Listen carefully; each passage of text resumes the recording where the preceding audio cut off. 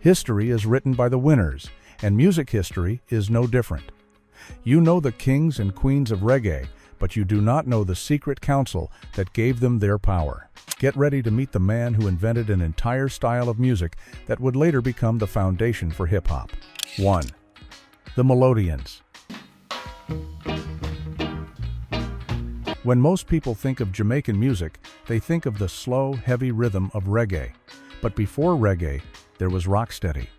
In the mid-1960s, the frantic, fast-paced ska music that had dominated the island suddenly slowed down. The beat became cooler, more relaxed, and the focus shifted from wild instrumentals to sweet, soulful vocal harmonies. This was the birth of rocksteady, and at the very heart of that movement was a vocal trio called the Melodians. Truth be told, the Melodians were one of the most important groups of the era. Led by the incredible voice of Tony Brevet, they crafted some of the most beautiful and enduring songs of the time. Their sound was pure soul. They took the harmony style of American groups like The Impressions and blended it with the unique rolling bass lines of Jamaica. Songs like You Have Caught Me and Come On Little Girl were massive hits on the island. They were masters of the love song, creating a smooth, romantic sound that defined the rocksteady era. But their most famous contribution is a song that almost everyone knows, even if they have never heard of the band. In 1969, they recorded a song called Rivers of Babylon. With its powerful lyrics taken from the Bible, the song became a spiritual anthem. A decade later, the European disco group Boney M would cover the song and turn it into a worldwide mega hit. But the Melodians, the originators who gave the world that timeless melody, remain largely unknown to the masses. They were the architects of a sound that laid the foundation for everything that came next. The Melodians made rocksteady sweet and soulful. But our next group took that same sound and used it to tell much tougher, more spiritual stories. 2. The Ethiopians. As the rocksteady era continued, the music began to change. The lyrics started to move away from simple love songs and began to reflect the tough realities of life in the ghettos of Kingston. This is where a group called the Ethiopians came in.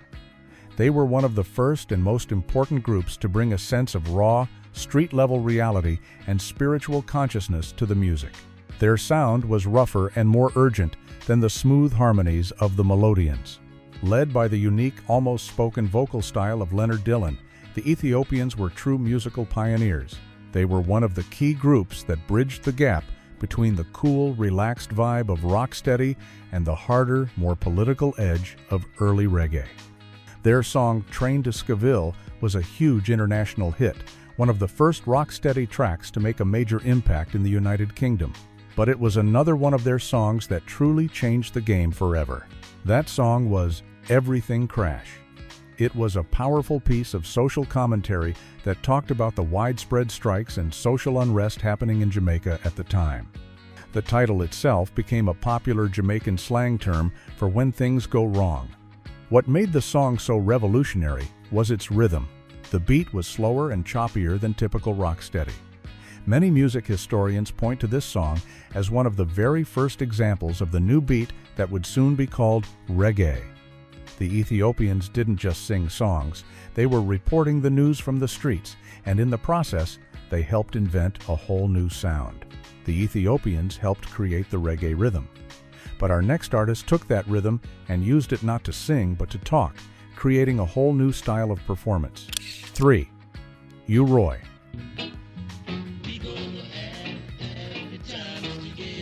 Before U-Roy, the main job of a DJ at a Jamaican sound system was just to play the records. But a man named Ewart Beckford, who would become known to the world as U-Roy, had a different idea. While the instrumental version of a popular song was playing, U-Roy would grab the microphone and start talking over the music. This was called toasting, and it was a revolutionary act that would change the face of popular music forever. U-Roy wasn't just talking, he was a master of rhythm and rhyme, improvising clever, funny, and exciting lyrics over the beat. He would shout, jive, and energize the crowd, turning the instrumental B-side of a record into a brand new hit. He was the original hype man, the first ever MC. In the early 1970s, he released a series of hit singles where he toasted over classic rocksteady tracks. Songs like Wake the Town and Wear You to the Ball were monumental. At one point, he had the top 3 spots on the Jamaican music charts, a feat that was unheard of. What many people don't realize is that this style, this art of talking rhythmically over a beat, is the direct ancestor of hip-hop. Jamaican immigrants brought the sound system culture and the art of toasting to New York City in the 1970s. Early hip-hop pioneers like Kool Herc were directly inspired by what U-Roy and other Jamaican DJs were doing. U-Roy is not just a reggae legend, he is one of the true founding fathers of rap music. He turned the human voice into a percussive instrument and created a blueprint for generations of MCs to follow. U-Roy invented the art of the MC. But our next pioneer was a quiet, shy man who invented an entire genre of music from his small studio in the back of an electronics shop. 4. King Tubby. In the world of music production, there are innovators, and then there is King Tubby. Born Osborne Ruddock, he was a brilliant electronics engineer who ran a small repair shop in Kingston. He was also a sound system owner, and he was always looking for a way to make his records sound unique. What he discovered would not only revolutionize reggae, but would lay the groundwork for all modern electronic dance music. The thing nobody tells you is that he invented the remix. King Tubby was the first person to look at a mixing board not as a tool to record music, but as an instrument to create it. He would take the master tapes of a song and completely deconstruct them. He would drop out the vocals, add huge blasts of reverb and echo to the drums, and make the bass line the star of the show. He was creating instrumental versions of songs that were far more wild and experimental than the originals. This new style of music was called dub. His studio became a laboratory for sonic exploration. He would use filters, phasers, and custom-built effects to create a sound that was truly otherworldly. It was a psychedelic, spaced-out version of reggae that felt like it came from another planet. Engineers and producers from all over the island would come to his studio to learn his secrets. He was a mentor to a whole generation of producers who would go on to shape the sound of reggae for decades. King Tubby is one of the most important figures in modern music. He turned the recording studio into an instrument and invented a new genre from scratch. King Tubby was the genius of the studio. But our next artist was a master musician who took Tubby's dub sound and added a haunting, mystical instrument to the mix. 5. Augustus Pablo. While King Tubby was creating the sonic landscape of dub, another quiet and mysterious musician was about to give that landscape its most unique and recognizable voice. His name was Horace Swaby, but the world would know him as Augustus Pablo. And his instrument of choice was one of the most unlikely in all of music, the melodica. The melodica is a small, wind-blown keyboard that is often thought of as a child's toy. But in the hands of Augustus Pablo, it became a tool for spiritual meditation. Pablo had a unique and instantly recognizable sound. He would play these haunting, mystical, Far Eastern-sounding melodies over deep, heavy dub rhythms created by producers like King Tubby. The combination was magical. The heavy bass and echoing drums created a sense of space and power, while Pablo's melodica lines floated on top, full of emotion and spiritual longing. His music was a form of instrumental reggae that was deeply meditative and introspective. His 1976 album, King Tubby's Meets Rockers Uptown, is considered one of the greatest dub albums of all time. It's a masterpiece of sound and atmosphere. Augustus Pablo was a true original. He took an instrument that no one took seriously and made it the centerpiece of his sound. He proved that reggae could be more than just dance music or protest music. It could also be a form of deep, spiritual exploration. He was a sonic mystic whose influence can be heard in electronic and ambient music to this day. Augustus Pablo gave dub a mystical voice. Our next group created a song so powerful and so important, it became a Rastafarian religious anthem. 6. The Abyssinians. In the history of roots reggae, there are great songs, and then there is Sata Masagana. This song is more than just a piece of music, it is a sacred hymn, one of the most important and influential tracks in the history of the genre, and the group that created this masterpiece was a vocal trio called the Abyssinians. The story behind the song is a legend in itself. The Abyssinians were deeply devoted Rastafarians, and their music was a direct expression of their faith. Sata Masagana, which means give thanks in the Amharic language of Ethiopia, was their ultimate statement of belief. The song has a deep, almost ancient-sounding melody and a powerful hypnotic rhythm. The harmonies are chilling and full of a profound sense of spiritual devotion. Truth be told, when they first recorded it in 1969, the famous producer Coxsone Dodd refused to release it, thinking it was too strange and too overtly Rastafarian for the public. So, the group bought the master tapes back and released the song on their own label. At first, it did nothing, but slowly, over time, the song began to gain a mythic reputation. Sound systems started playing it, and it became an underground anthem. Eventually, it was recognized for what it was, a work of genius. The song has been covered and re-recorded hundreds of times since. The Abyssinians never made a lot of money from their most famous creation, but their contribution to the culture is immeasurable. They created a song that became a cornerstone of the Rastafari movement and a timeless classic of spiritual music. The Abyssinians created a timeless spiritual anthem, but our next group also captured the struggles of Jamaica with a raw and heartfelt intensity that remains a hidden gem. 7. The Viceroys. During the golden age of roots reggae, in the 1970s, countless incredible vocal groups emerged from Kingston. While some went on to international fame, many others remained local treasures, their music cherished by only the most dedicated fans. The Viceroys are a perfect example of such a group.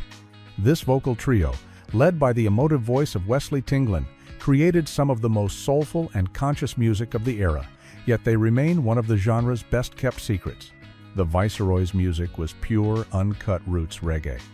They sang about the struggles of Jamaica's poor, the power of the Rastafarian faith, and the need for unity and resistance. Their harmonies were tight, and their lyrics were filled with a raw, heartfelt intensity.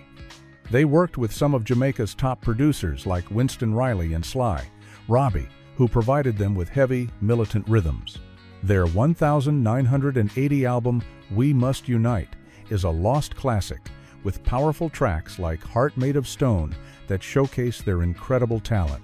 But what many overlooked is that despite their critical acclaim within reggae circles, the Viceroys never achieved major commercial success. Their limited output and lack of international touring kept them in the shadows of more famous groups. For reggae purists, however, their music is a treasure. It represents the authentic, uncompromised sound of the golden age. They are a perfect example of a band that valued message and soul over fame and fortune. This vocal trio had an intense, heartfelt sound. Our next artist was a quiet poet with an ethereal, almost fragile voice that was unlike any other in reggae. 8. Bim Sherman.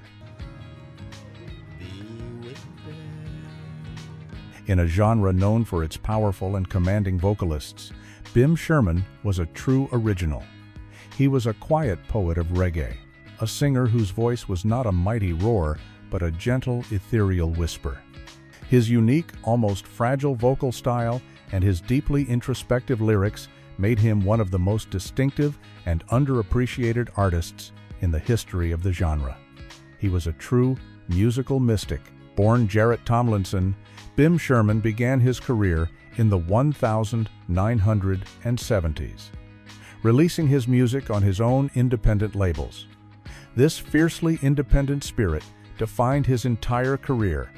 His music was a hauntingly beautiful blend of roots, reggae, and folk. His soft, delicate vocals would float over deep, heavy roots rhythms, creating a sound that was both spiritual and dreamy. His songs, like the classic Golden Locks, are filled with a sense of Rastafarian spirituality and a deep, introspective melancholy. He never chased commercial success and was famously reluctant to perform live, which kept him out of the mainstream spotlight.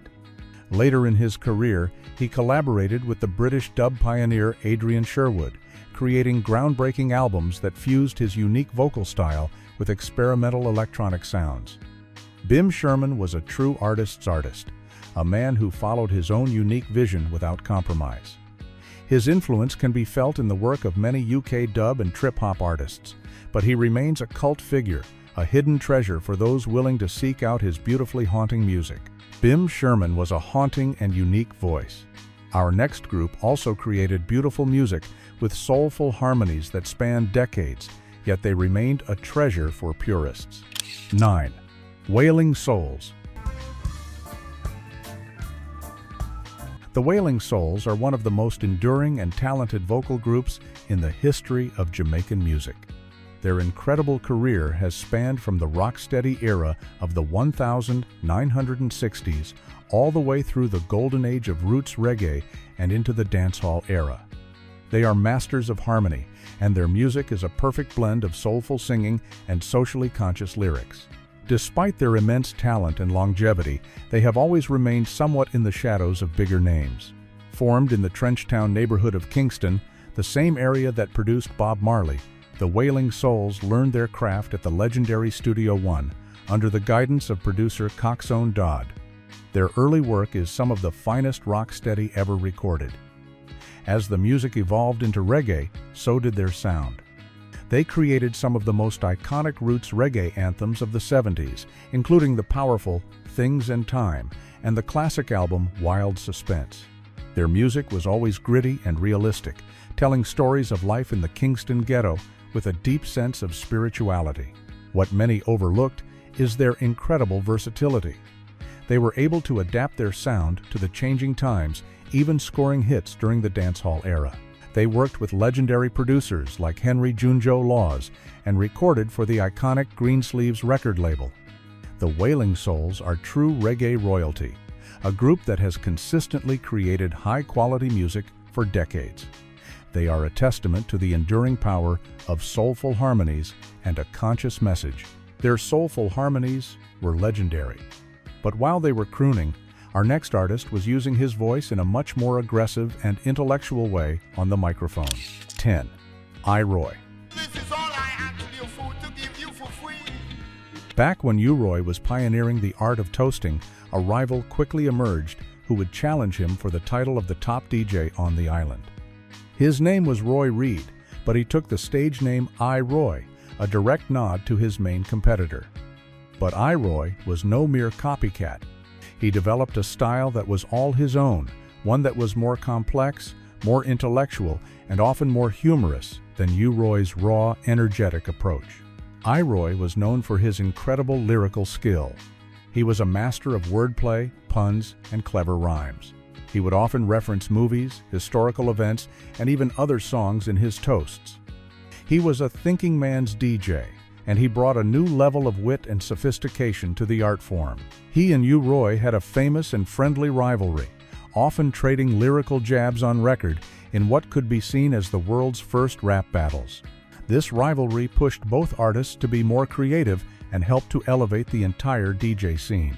I-Roy was incredibly prolific, recording hundreds of songs throughout the 1970s. He would often toast over the same popular rhythms as other DJs, but his unique lyrical take always made his version stand out.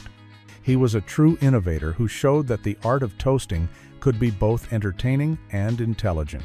Along with U-Roy, he laid the foundation for the entire dancehall genre and had a massive, if often uncredited, influence on the development of hip-hop. I-Roy was the intellectual toaster. Our next artist was a young genius who learned from the master, King Tubby, and took the sound of dub into the future. 11. Scientist. King Tubby was the undisputed inventor of dub music, but he was also a generous teacher. In the mid-1970s, a brilliant young prodigy named Hopeton Brown came to work at his studio. King Tubby gave him the nickname Scientist, and it was a fitting title. Scientist would go on to become one of the most creative and innovative dub mixers of all time, taking the foundation his mentor had built and launching it into the stratosphere. Scientist's style was more futuristic and more playful than King Tubby's. He was a master of the mixing board, and his dubs were filled with wild, psychedelic sound effects. He made the drums and bass sound like they were coming from outer space. He was famous for his albums that had comic book-style covers and sci-fi themes, with titles like Scientist Rids the World of the Evil Curse of the Vampires and Scientist Meets the Space Invaders. These albums were more than just a gimmick, they were brilliant works of sonic art. Scientist had a unique ability to create a sense of drama and narrative in his mixes.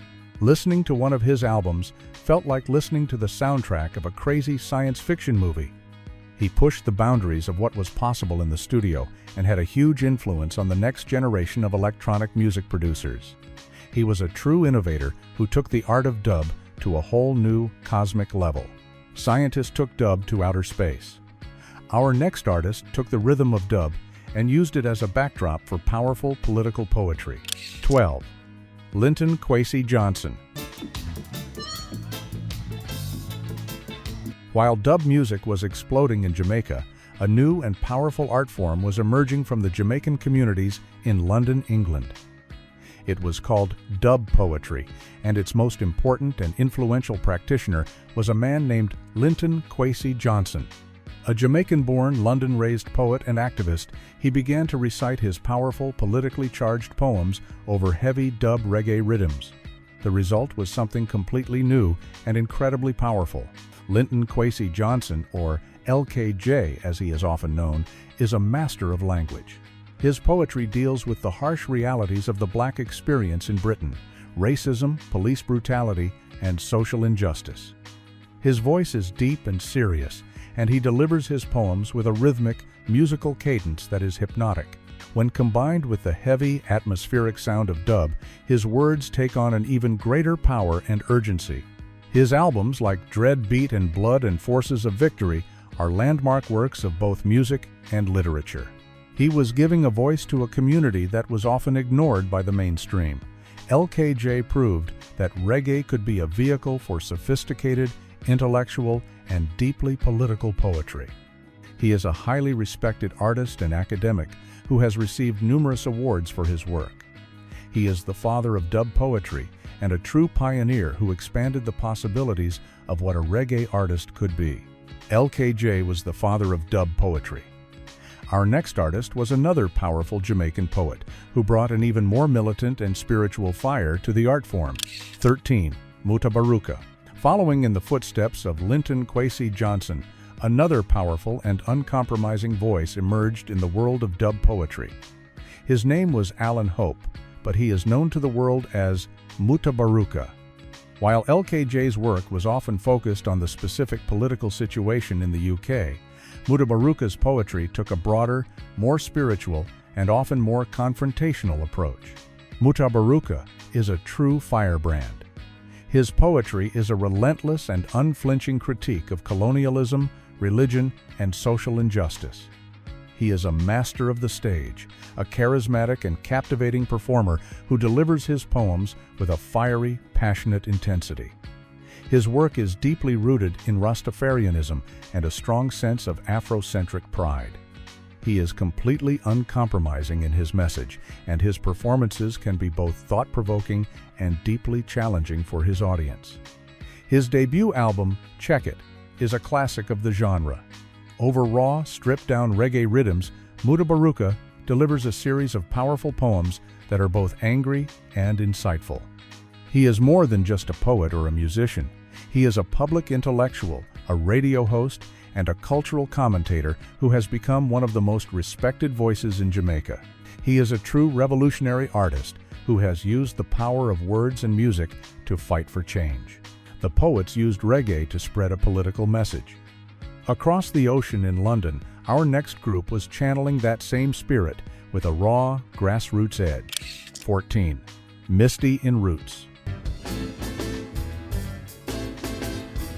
While bands like Steel Pulse were taking British reggae to the world stage, another group, Misty in Roots, was keeping the fire burning at the community level.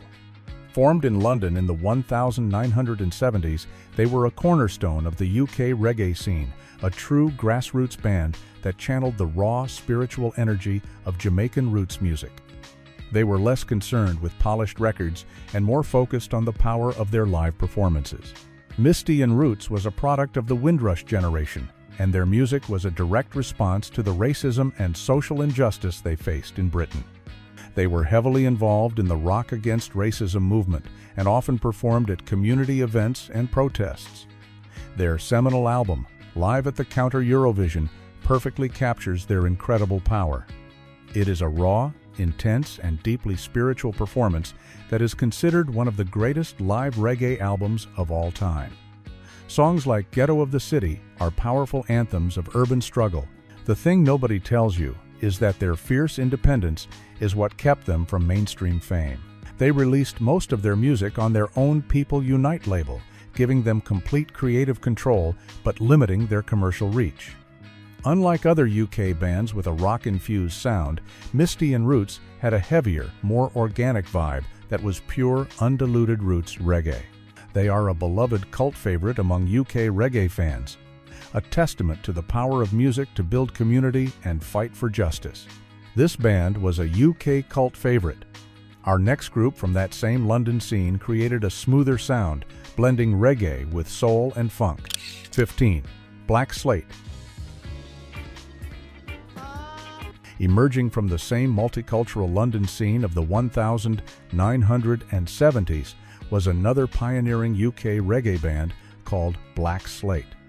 While their contemporaries were often focused on a more militant or rock-influenced sound, Black Slate brought a smoother, more soulful flavor to the music. They masterfully blended the deep grooves of roots reggae with the sophisticated sounds of American funk and soul, creating a style that was both conscious and danceable. Black Slate was a tight, self-contained band of incredible musicians.